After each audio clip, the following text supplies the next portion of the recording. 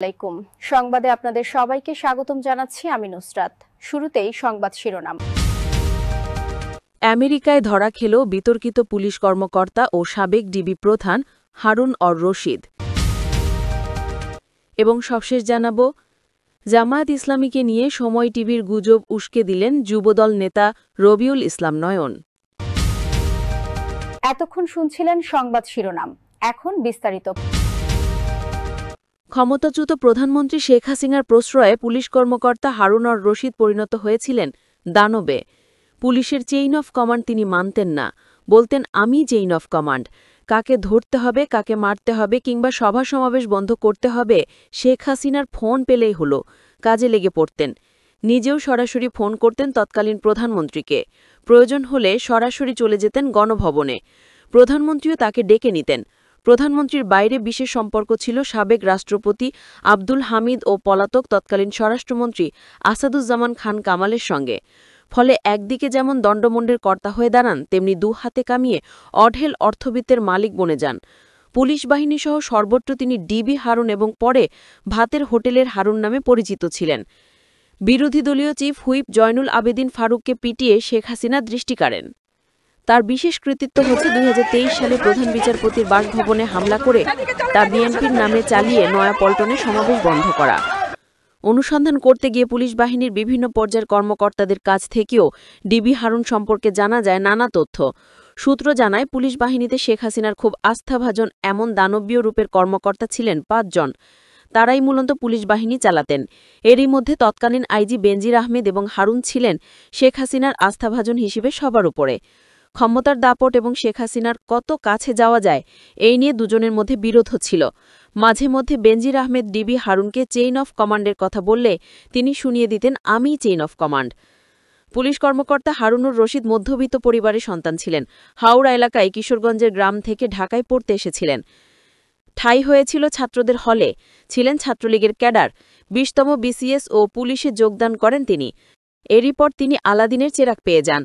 ২০তম বিসিএসের কর্মকর্তা হয়েও তিনি সিনিয়রদের টপকে ডিআইজি পদোন্নতি হাতিয়ে নেন। এরপর তার আর পেছনে ফিরে তাকাতে হয়নি। পুলিশের গুরুত্বপূর্ণ ইউনিট ডিএমপি সহ ভিআইপি এলাকাগুলোতে দায়িত্ব পালন করাকালীন নানা অপকর্ম করে হাতিয়ে নিয়েছেন কোটি কোটি টাকা। বিএমপি জামায়াতসহ বিরোধী দলের নেতাকর্মীদের ধরে এনে নির্যাতন করে আদায় করতেন মোটা অঙ্কের অর্থ। তার অপকর্মে পুলিশ বিভাগে বিতর্কের মধ্যে পড়লেও কেউ তার ভয়ে টু শব্দ করার সাহস পেতেন না। সর্বশেষ ছিলেন ঢাকা মহানগর পুলিশের অতিরিক্ত কমিশনার। প্রথমে ডিবির দায়িত্ব দেয়া হলেও জুলাই আন্দোলনের শেষ মুহূর্তে তাকে অতিরিক্ত কমিশনার করে ক্রাইম অ্যান্ড অপারেশনস বিভাগে পাঠানো হয়। দেশে গুরুত্বপূর্ণ পুলিশের ২টি ইউনিট নারায়ণগঞ্জ ও গাজীপুর জেলায় এসপি ছিলেন। সংশ্লিষ্ট সূত্র মতে হাজার কোটি টাকা গাজীপুর থেকে তুলেছেন তিনি। এছাড়া হারুন ছিলেন ডিএমপি ৮ ক্রাইম বিভাগের মধ্যে গুরুত্বপূর্ণ ইউনিট তেজগাঁও জোনের উপপুলিশ কমিশনার। এসব ইউনিটের দায়িত্ব পালন করতে গিয়ে প্রভাব খাটিয়ে অবৈধভাবে সম্পদের মালিক হয়েছেন। আসামি ধরে টাকা দিয়ে ছেড়ে যায়, বিরোধী মতের লোকজনকে ধরে এনে টাকা আদায়, জমি দখলে সহযোগিতা করে অর্থ হাতিয়ে নেয়া, কোম্পানি দখল ও অবৈধ রিক্রুটিং ব্যবসা করে সম্পদে পাহাড় গড়েছেন তিনি। আমাদের দেশের অনুসন্ধানে গাজীপুর, আশুলিয়া, কক্সবাজার ও রাজধানীর উত্তরায় বিপুল পরিমাণ সম্পদের খোঁজ পাওয়া গেছে। কিশোরগঞ্জে করেছেন প্রেসিডেন্ট রিসোর্ট, কিন্তু চালাকি করে অন্যজনকে মালিক করেছেন। এলাকার সবাই তার রিসোর্ট বলেই জানে। আশুলিয়া নন্দন পার্কে তার শেয়ারে তথ্য পাওয়া গেছে। দুর্নীতি দমন কমিশন তার সয় সম্পদ নিয়ে অনুসন্ধান শুরু করেছে। ৩টি মামলা করেছে দুদক। সূত্র জানায়, হারুন যত অবৈধ সম্পদ গড়েছেন তার বেশিরভাগ অর্জন করেছেন গাজীপুর জেলায় এসপি থাকাকালীন। তিনি এই জেলায় কথিত ডিবির প্রায় ১০টি দল গঠন করেছিলেন। প্রতিরাতে ডিবির একাধিক দল নেমে পড়ত টার্গেটকৃত ব্যক্তির উদ্দেশ্যে। গাড়িতে বোঝাই রাখা হতো ইয়াবা, অস্ত্র এবং বিভিন্ন মাদকদ্রব্য। সুযোগ বুঝে এসব জিনিস দিয়ে ফাঁসিয়ে দেয়া হতো রাজনৈতিক নেতা, নিরপরাধ ব্যবসায়ী ও ধনী পরিবারের সন্তানদের। শেখ হাসিনা তার ক্ষমতাকে কুক্ষিগত করতে নিরাপত্তা বাহিনীর ওপর ভর করেছিলেন। বিশেষ করে পুলিশ ও র্যাব দিয়ে বিরোধী মতের ওপর অতিরিক্ত শক্তি প্রয়োগ করে দমনপীড়ন চালানো হয়েছিল। যে যত বেশি বিরোধী মতের নেতাকর্মীদের দমনপীড়ন চালিয়েছেন তাকে তত দ্রুত পদোন্নতি ও পদকের ব্যবস্থা করা হয়েছে। এর মধ্যে অন্যতম পুলিশ কর্মকর্তা হারুন আর রশিদ। তিনি ডিবিতে কথিত ভাতের হোটেল খোলেন। এই ভাতের হোটেলে আওয়ামী লীগের নেতৃবৃন্দ, সেলিব্রিটি পারসন, চলচ্চিত্র নাটকের নায়ক নায়িকা, শিল্পপতি, ব্যবসায়ী থেকে শুরু করে নানা পেশার লোকজনকে তার সঙ্গে বসে খেতে দেখা গেছে। তাদের খাইয়ে কৌশলে সব ভিডিও ফুটেজ সোশ্যাল মিডিয়া ছাড়ছেন তিনি। তার ভাতের হোটেলে খপ্পরে পড়েন খোদ বিএনপি স্থায়ী সদস্য গয়েশ্বর চন্দ্র রায়। সেগুলো নিয়ে সমালোচনা হলেও তিনি কোনো পাত্তা দিতেন না, বরং আরও বেশি বেশি করে তিনি এই ভিডিওগুলো আপলোড করতেন। জুলাই আগস্ট আন্দোলন সমন্বয়কারীদের ডিবিতে ধরে এনে জোর করে বিবৃতি দেওয়ার অভিযোগ রয়েছে তার বিরুদ্ধে। 2011 সালের 6 জুলাই সংসদ ভবনের সামনে তৎকালীন চিফ হুইপ বিএনপি নেতা জয়নুল আবেদিন ফারুককে ভারীলিকভাবে হেনস্থা করে আলোচনায় আসেন তিনি। খোদ স্বরাষ্ট্রমন্ত্রী আশকারে তিনি পুলিশের মধ্যে প্রভাবশালী হয়ে ওঠেন। নারায়ণগঞ্জ ও গাজীপুর পুলিশ সুপারের দায়িত্ব পালন করার সময় তার বিরুদ্ধে ঘুষ গ্রহণের অভিযোগ উঠলেও পুলিশ তার ব্যাপারে কোনো ব্যবস্থা নেয়নি, বরং পদোন্নতি হয়েছে।